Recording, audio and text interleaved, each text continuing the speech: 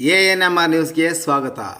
KC valley ನೀರಿನ ವಿಚಾರದಲ್ಲಿ ರಾಜಕೀಯ ಕೆಸರಾಟದ ಮಧ್ಯೆ ಕುರ್ಟಳ್ಳಿ ಕೆರೆ ಶುಚಿತ್ವಕ್ಕೆ ಮುಂದಾದ ಅಧಿಕಾರಿಗಳು.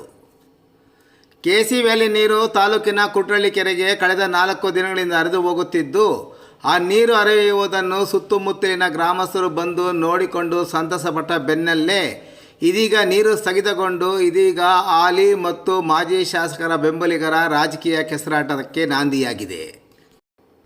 4ನೇ ದಿನವಾದ ಗುರುವಾರ ನೀರು ಹರಿಯುತ್ತಿರುವುದನ್ನು ವೀಕ್ಷಿಸಲು ಹೋದ ಶಾಸಕ ಎಂ ಕೃಷ್ಣಾರೆಡ್ಡಿಯವರು ಯಾವುದೇ ಮುನ್ಸೂಚನೆ ಮತ್ತು ಕೆರೆಗಳ ಸ್ಥಿತಿಗತಿಗಳನ್ನು ಪರಿಶೀಲನೆ ನಡೆಸದೇ ಇರುವುದು, ಕೆರೆಯಲ್ಲಿ ಜಾಲಿ ಮರಗಳು ಕಟಾವು ಮಾಡಿಬಿಟ್ಟಿದ್ದು ಮತ್ತು ಕೆರೆಯ ಪಕ್ಕದಲ್ಲಿ ಇಜ್ಜಲು ಮಾಡುತ್ತಿರುವವರು ವಾಸವಿದ್ದು ಅದನ್ನೆಲ್ಲ ನೋಡದೆ ಏಕಾಏಕಿ ನೀರು ಹರಿಸಿದ ಬಗ್ಗೆ ಅಧಿಕಾರಿಗಳನ್ನು ತರಾಟೆಗೆ ತೆಗೆದುಕೊಂಡ ಶಾಸಕರು ಕೆರೆಯಲ್ಲಿರುವ ಸ್ವಚ್ಛತೆ ಮಾಡಿದ ನಂತರ ನೀರು ಹರಿಸುವಂತೆ ಸೂಚಿಸಿದ್ದರಿಂದ ಶುಕ್ರವಾರದಿಂದ ನೀರು ಸ್ಥಗಿತಗೊಂಡಿತ್ತು.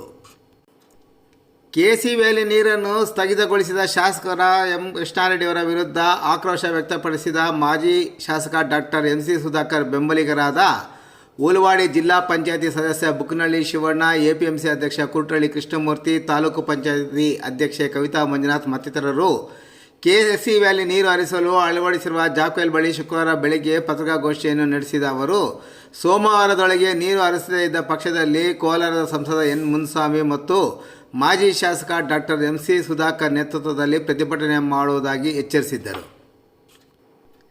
ಕೆಸಿ ವ್ಯಾಲಿ ನೀರಿನ ವಿಚಾರದಲ್ಲಿ ಹಾಲಿ ಮತ್ತು ಮಾಜಿ ಶಾಸಕರ ಬೆಂಬಲಿಗರು ರಾಜಕೀಯ ಕೆಸರಾಟದ ಮಧ್ಯೆ ಸಣ್ಣ ನೀರಾವರಿ ಇಲಾಖೆ ಅಧಿಕಾರಿಗಳು ಎಚ್ಚೆತ್ತುಕೊಂಡು ಶುಕ್ರವಾರ ಮಧ್ಯಾಹ್ನದ ವೇಳೆಗೆ ಕುರ್ಟಳ್ಳಿ ಕೆರೆಯ ಸ್ವಚ್ಛತೆಗೆ ಮುಂದಾಗಿದ್ದಾರೆ.